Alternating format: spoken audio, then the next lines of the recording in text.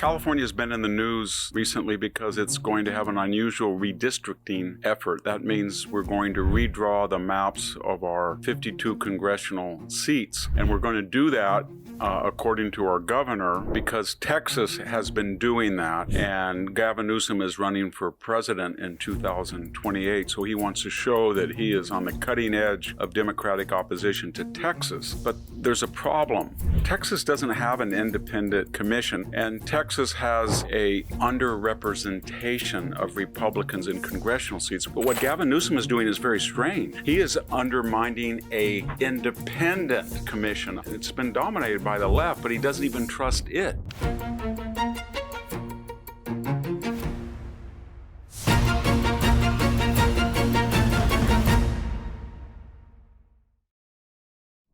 Hello, this is Victor Davis Hanson for the Daily Signal. California has been in the news recently because it's going to have an unusual redistricting effort. That means we're going to redraw the maps of our 52 congressional seats. And we're going to do that according to our governor, because Texas has been doing that, and Gavin Newsom is running for president in 2028. So he wants to show that he is on the cutting edge of Democratic opposition to Texas. But there's a problem. Texas doesn't have an independent commission. Not that they're really independent, but that in theory they are. They just gerrymander.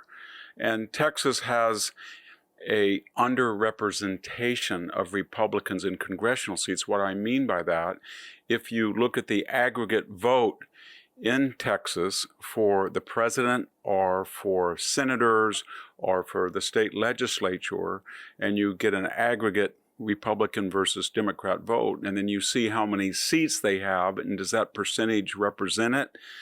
The majority? No, it doesn't in Texas. In fact, most red states, if the 50 states are ranked 1 to 50, do the number of congressional seats in this state represent the Republican or Democratic aggregate overall vote as adjudicated by either state legislature races or statewide races or the presidency or the senators? You can use different formulas, but they're pretty much the same, that red states do not that they don't gerrymander, but they don't gerrymander as effectively. So that's why Texas is taking this action to get parity. But what Gavin Newsom is doing is very strange. He is undermining an independent commission. It's been dominated by the left, but he doesn't even trust it. He's not calling it back into session necessarily. He's calling a special session with a predetermined map created by Democrats to redistrict. And here's the problem. California, like most blue states such as Massachusetts or Illinois, New York, they are already heavily weighed toward Democrats. Here in California, depending on what formula we use, about 38 to 40% of the state typically vote for a Republican ticket, state or federal.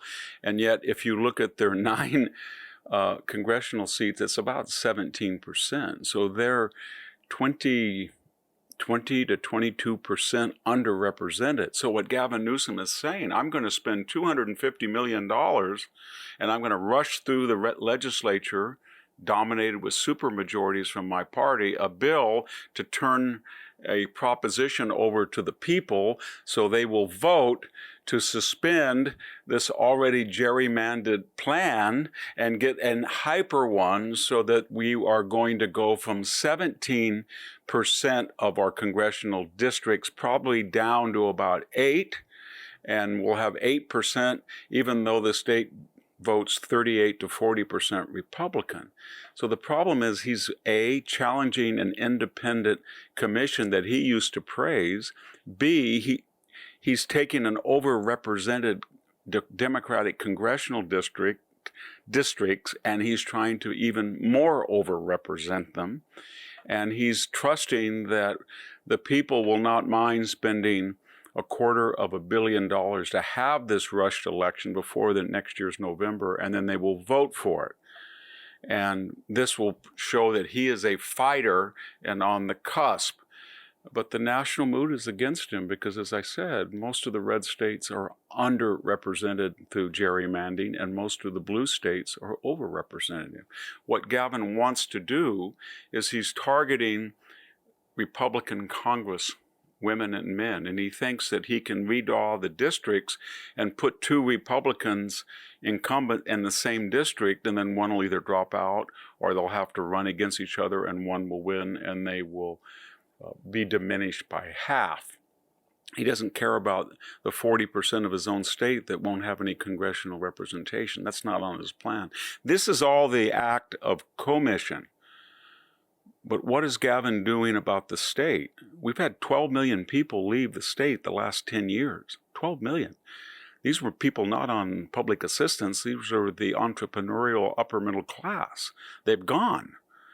We have the highest electric rates in the country, over 35 cents a kilowatt hour. We're the highest except for Hawaii. We have the highest gas prices.